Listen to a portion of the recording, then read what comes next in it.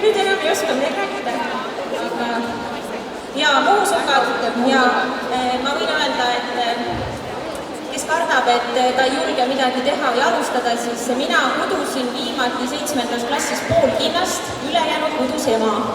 Ja nüüd, kui Rahvarõiva kooli läksin, siis ei jäänud midagi muud üle, kui pidin ise oma sugad valmis kuduma. Kui tahad, siis saab hakkama.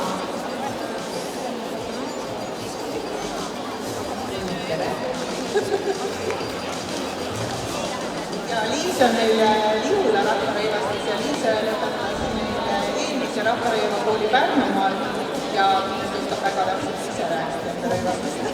Ja minul on siis Lihula Rahvarõivad, mille seelikuks on seotud lõngadega seelik, lapiline seelik, mis on võib-olla kõige huvitavam selle komplekti juures, aga need on uuemad Rahvarõivad. Lihulast olidki tegelikult eelkõige alles uuemad 20. sajandi alguse rõivad, sellepärast et seal kanti Rahvarõivaid päris kaua.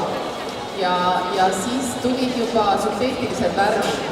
Loomulikult, kui punas sai lihtsalt pahkis, siis see kasutati ära ja tõesti Lihula Rahvarõivastes on väga palju punast värvi.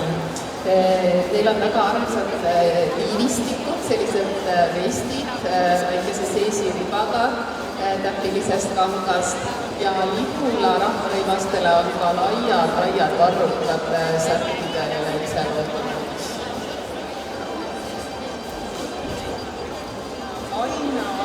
Aina lõpetas sellel aastal Pärnumaa Rahvarõiva kooli ja on Vändra rõivastas. Mina kannan siis ühevärvilist seelikut.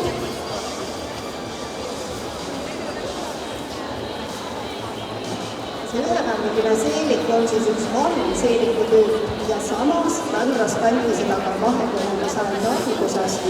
Nii et sobib siis tõesti ka tänasel päeval kanna. Seljas pea kommunikkuv ja Vändrale hästi iseloomulik Vändra müts. Seal ei ole kanu, vaid oli Vändra müts. Ja pilutikandega põll ja särk.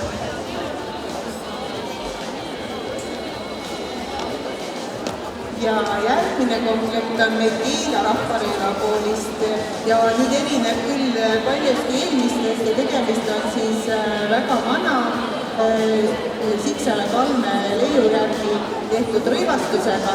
Näeme siin sellist sõba ja vaipseelikut, näeme aasnõelutud ehk nõeltehnikud, siis sukki, kaelas on kaurikarbid ja peas on siis selline peapaelaga rätid, uhked vaselistega rühtid on seal otsas ja vaselised siis kaunistavad ka seda põlle all jäänud. Ja sõbas on inulised. Ja sõbaserva kaunistavad inulised. Kui me siit lavalt alla tuleme, siis julgustan teid astuma ligi ja tõesti vaatama neid väikseid detaile lähemalt ja julgete küsima inimeste käest infot juurde.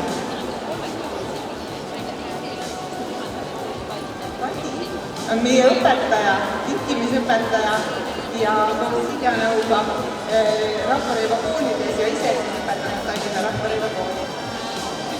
Minul on siis Türi 19. sajandi teise poole, mis on tavapärasest harjumusest, et Türil on sinine seerik, sinine tikatondus, roheline seerik ja valge tikatondus, mis tegelikult ongi Türi.